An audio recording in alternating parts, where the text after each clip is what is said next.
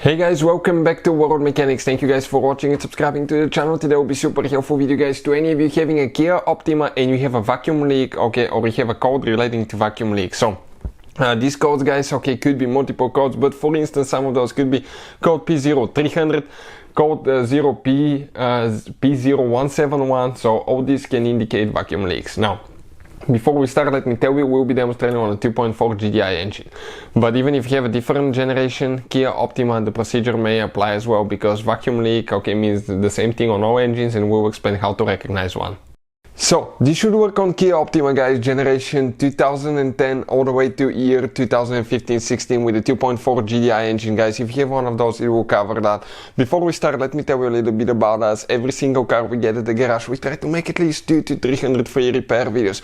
We take them completely apart and we show you how to fix pretty much anything. Why we do that? Simply because our mission in the shop is to save you as much money as we can. All we need guys in return, please subscribe to the channel, like the video, that way we can keep providing this free information to you.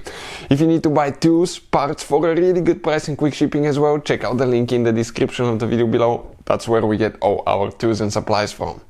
So this specifically right here is a 2.4 GDI engine guys out of a Kia Optima. So what is a vacuum leak? Okay, let's explain here quickly. Now we have a few things removed. This is the intake manifold, you can see right here. Now on the intake manifold guys, on a Kia Optima, okay, you can see we have that sensor, okay, right here. That sensor is known as a MAP sensor or manifold absolute pressure sensor. The purpose of that sensor is to detect, okay, the pressure in the intake manifold, and by calculating the air temperature using from the ambient air temperature sensor, it can calculate how much air the car is getting.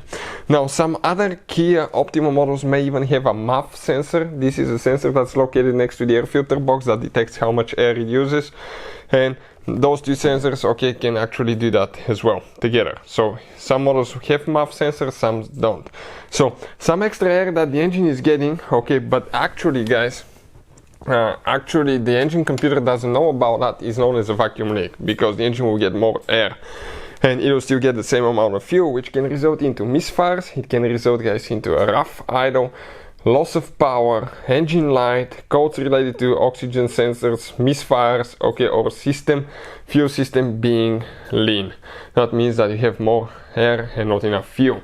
Now, with that being said guys, okay, let's explain what can cause vacuum leak. One thing, okay, that I always say guys, on the intake hose, okay, where it goes to the air filter box, make sure that the vacuum lines are in good condition and they're not cracked or broken. You may have multiple ones. For instance, we have one that attaches to the valve cover here, a second one right here, okay, that goes to a vacuum for the booster. This is the brake booster that creates vacuum so your brake booster can work. From there it goes to right here and it goes to the intake manifold, you can see. So if you have a broken hose anywhere here guys, leaking hose, that means that the intake manifold will get more air and that's a vacuum leak.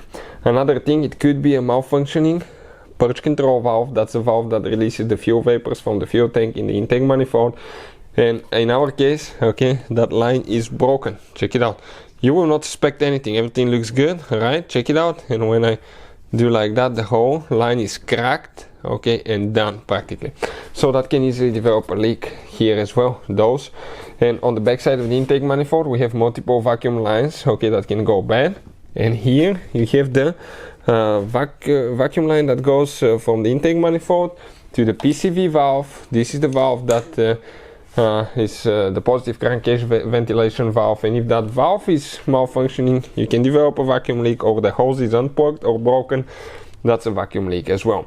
Another thing that you can expect, intake manifold gaskets. Every time you remove the intake manifold, you need to replace these gaskets and clean the cylinder head really good, okay, without contaminating the pistons, because you will damage your engine.